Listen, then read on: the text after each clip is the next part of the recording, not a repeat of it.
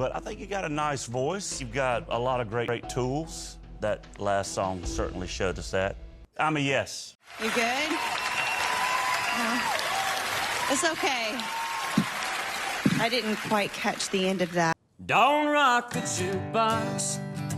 I want to hear some Jones. In a stunning twist that left American Idol fans across the nation buzzing, John Foster, the 18-year-old country singer from Addis, Louisiana, didn't take home the Idol crown, but what happened next has been nothing short of extraordinary. While millions assumed the runner-up finish would mark the peak of his moment in the spotlight, insiders and fans alike soon discovered that Foster's real story, the one full of grit, gratitude, and goosebump moments, was only just beginning. His rise on Idol had been nothing less than meteoric, a traditional country voice wrapped in a humble, soft-spoken personality, topped off with his now iconic cream-colored cowboy hat. Yet, what followed the show would reveal sides of John few had seen before. There were emotional tributes that left audiences in tears, career milestones that most singers wait decades to achieve, and heartfelt performances that reaffirmed his deep connection to his Louisiana roots. This wasn't the story of a TV contestant fading into obscurity. It was the start of a journey that would take him from small-town stages to country music's most hallowed ground, leaving fans wondering if this is how he begins. What could possibly come next? When John Foster first stepped onto the American Idol stage, few could have predicted the tidal wave of support he would inspire. The 18-year-old from Addis carried himself with the quiet composure of someone raised in a tight-knit community, a fact he would later credit as a foundation for his strength. Judges Lionel Richie, Luke Bryan, and Carrie Underwood praised his audition, featuring Alan Jackson's Don't Rock the Jukebox and Conway Twitty's Goodbye Time, for its authenticity and emotional depth. Viewers at home were captivated not just by the music, but by the sense that John was the real deal in a world that often rewards flash over substance. His traditional country style, unapologetically old school, influenced by George Strait and Alan Jackson, became a refreshing standout in the competition. Week after week, his performances showcased not only vocal control, but a kind of sincerity that can't be manufactured. By the time he reached the finale, John had cemented himself as more than a contestant. He was a storyteller, a bridge between the roots of country and the present day. And even though he ultimately finished as runner-up, his reputation as a fan favorite was solidified, a rare position in which losing the title somehow made his win in the hearts of the public even greater. Behind the scenes, however, John Foster's rise was not without its struggles. In a candid Instagram post following the finale, he admitted to battling moments of deep self-doubt throughout the competition. At the start of Idol, he sometimes questioned whether he was good enough to compete against such a talented pool of artists. Those fears could have held him back, but instead, they fueled a transformation that viewers witnessed in real time. Each round became an opportunity, not just to impress the judges, but to prove something to himself. Standout performances like Toby Keith's Courtesy of the Red, White, and Blue radiated energy and patriotism, while his duet of Deeper Than the Holler, with Luke Bryan in the finale, demonstrated a deep respect for the genre's greats. The combination of power and vulnerability made his journey compelling television, but it also revealed a turning point. He was no longer just a contestant singing for approval, but an artist growing into his own voice. By the finale, it was clear that the young man who had walked in with uncertainty was leaving with a newfound confidence, ready to face the unpredictable road ahead in the music industry.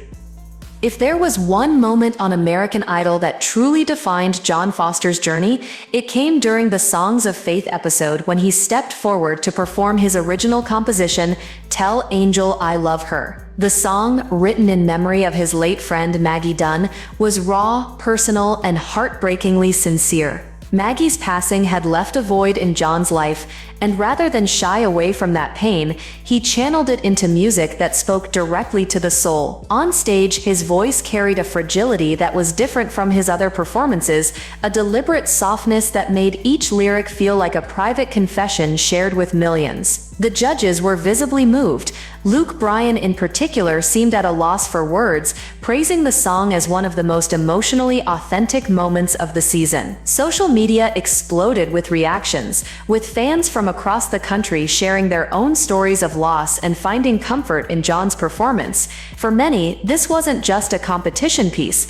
It was proof that Foster had the ability to transcend the idol stage and create art that could live far beyond reality TV. Even after the cameras stopped rolling, Tell Angel I Love Her would remain a centerpiece in his career, symbolizing not only his artistry, but also his commitment to honoring the people and values that shaped him. While many reality show contestants take time to regroup after the whirlwind of a televised competition, John Foster wasted no time in making his next move. Just days after the finale, he released his first professional music video, a stripped-down one-take rendition of the gospel classic Amazing Grace. It was a bold choice for a debut, no flashy production, no studio enhancements, just John, his voice, and his guitar. The decision reflected a clear message. He wanted his career to begin with authenticity, not spectacle. The performance included a Cajun French chorus, a nod to his Louisiana heritage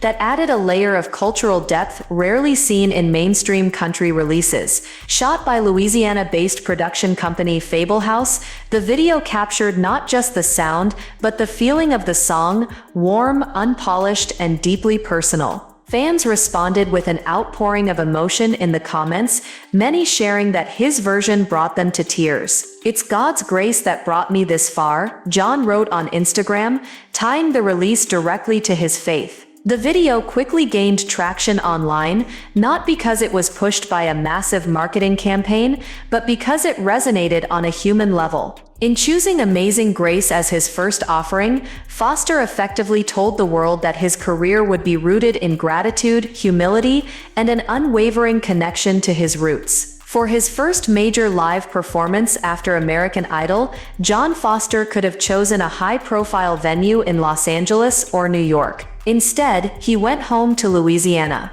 On May 25, 2025, just a week after the Idol finale, he took the stage at the Cinjun Country Jam in Denham Springs, a massive Memorial Day weekend event featuring big names like Dylan Scott, Chris Cagle, and Wayne Tubbs. For John, the decision to debut as a nationally recognized artist in front of his home crowd was more than symbolic, it was a statement of loyalty. He knew these were the people who had been with him from the start, voting week after week, cheering from living rooms and local watch parties. On stage, he shared stories of how being away from home during Idol had made him appreciate it even more, promising that no matter where his career took him, Louisiana would always be his anchor. The performance quickly turned into a community celebration, with fans singing along to every word and treating the event as much like a homecoming as a concert. By the end of the night, it was clear that Foster wasn't just building a fan base,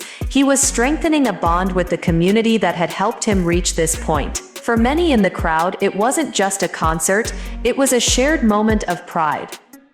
Just weeks after his homecoming show, John Foster would achieve a milestone that most country artists spend their whole lives chasing, performing at the Grand Ole Opry. On June 7, 2025, he stepped onto the legendary Nashville stage as part of the Opry's 100th anniversary celebration, joining a lineup that included country icons like Craig Morgan and Mark Wills. The significance wasn't lost on him. In a heartfelt Instagram post leading up to the event, he revealed that he'd nearly cried the first time he visited the Opry as a fan, calling the opportunity to perform there his #1 dream. That night, he delivered 2 songs, How Great Thou Art and Murder on Music Row, with a level of composure and reverence that belied his age. He also teamed up with fellow Idol alum Brianna Nix for a duet of I Told You by Randy Travis and Carrie Underwood, a performance that earned praise from both fans and country music veterans. The Opry's official social media accounts celebrated his debut, highlighting his journey from small-town singer to national stage. For John, it wasn't just a career career milestone, it was an affirmation that he belonged in the lineage of country music, standing on the same boards where legends once stood. While in Nashville preparing for his Opry debut, John Foster made another meaningful stop, the Country Music Hall of Fame and Museum. For an artist so deeply rooted in traditional country, the visit was more than a tourist stop, it was a pilgrimage. Walking among exhibits honoring Hank Williams, Maybelle Carter, and countless others, he reflected publicly on his commitment to honoring the genre's history. In a post afterward, he wrote about feeling both inspired and humbled, promising to carry forward the values and traditions that had built country music into what it is today. The visit served as a reminder that while John was making rapid strides in his own career, he saw himself as part of a much larger story, one written by generations of artists before him. The images of him standing beside displays of classic instruments and handwritten lyrics resonated deeply with fans, many of whom praised his respect for the craft. In an era when the genre often grapples with balancing its roots and modern evolution, Foster's reverence for the past positioned him as a bridge between the two, a young artist with the heart of a historian. Since the Idol finale, John Foster has been anything but idle. In addition to his live performances, he's been promoting Tell Angel I Love Her as a single determined to give it the spotlight it deserves. The song's emotional weight tied to Maggie Dunn's memory has made it a natural centerpiece for his early career. But John's ambitions don't stop there. He's already making plans to record his first full-length album, a project he says will be a reflection of his faith, his Louisiana upbringing, and his evolving artistry. He's also hinted at potential ventures outside of music, including a playful response when asked about joining Dancing with the Stars. While he didn't commit to the idea, his smile and non-committal answer suggested he's open to surprises. For fans, this blend of musical focus and openness to new experiences has made his career unpredictable in the best possible way. It's clear that while his foundation will always be in country music, John is willing to explore any path that aligns with his values and creative vision. As John Foster's post-Idol journey continues to unfold, one thing has become increasingly clear: this is only the beginning. In just a matter of months, he's gone from a small-town contestant to a performer sharing the stage with country legends, from singing for a panel of judges to captivating crowds in his home state and beyond.